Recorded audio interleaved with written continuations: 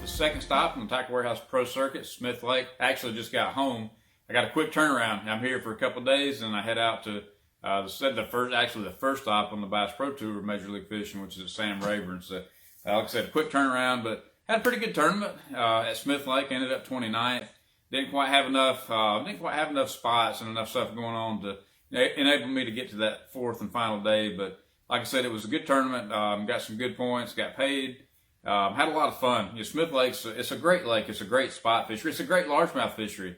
The largemouth didn't seem to really come into play until very late in the event, and so for that reason, I primarily focused on spotted bass, and that's what I was able to catch enough weight to get me through that first round, get me through the first cut, and just didn't. I actually changed up on that third day because I knew what I was doing was going to require much bigger weight. I needed a high teen bag to have a shot to make that final day. So I kind of scrapped my game plan and focused on some largemouth, and it just didn't work out for me that final day or the third day for me. But it was a lot of fun. I was catching a lot of fish, getting a lot of bites. I was using two techniques. I was fishing crankbait for one on windy points. So I was throwing a Berkeley bad shad, a number 5 bad shad on windy points. And then when the wind would lay down, the fish seemed to back out. They were backing out off those points, and they were just getting more out into the open water.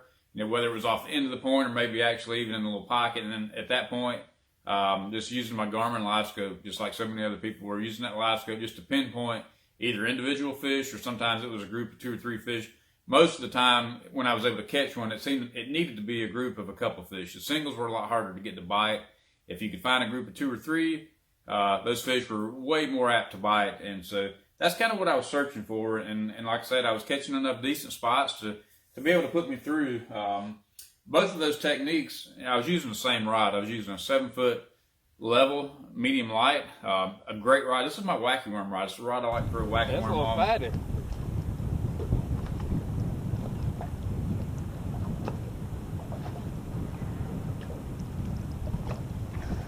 $3-pounder.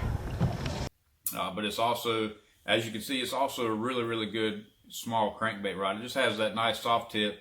Nice slow, a slow taper action, just to protect that light line. Throwing on a 6-pound gamma line. And not necessarily that I needed the 6-pound because the water I was fishing wasn't super clear, but I just felt like that 6-pound test was just letting me to reach a depth that I felt like those fish were willing to come up and hit this crankbait. And they were coming up for it. The fish I were catching on it were definitely suspended. The bait needed to be above the fish in order to get the bites.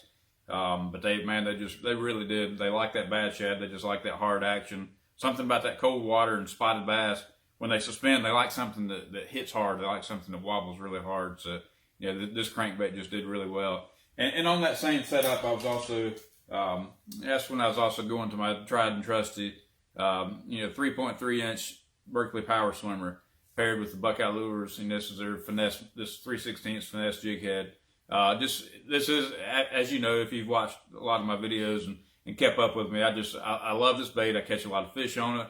There's no better bait when you're trying to catch suspended fish on the Live Scope. So now all the fish that I weighed in this event came on those 2 baits. Like I said, it was a level 7-foot medium light, paired with a Revo Premier Abu Garcia spinning reel. Just a super, super great combination, whether you're fishing crankbait or that swim bait or pretty much any other light line finesse technique as well. So quick turnaround. We got another day or so, and I'll be heading to Texas and hopefully looking to keep up some of this momentum. We didn't quite have as good a tournament here at Smith Lake as we did the first 2 this year, but definitely, something I'm pleased with, and just hoping it carries a little bit over to this next one, which is actually our first BPT. The Bass Pro Tour kicks off at Rayburn, and it'd be nice to get that season started off on a good note as well. So thanks for watching. Thanks for keeping up with us. Thanks for all my fans and all my friends and family, that keep me going. Hopefully we got some good reports next week from Sam Rayburn.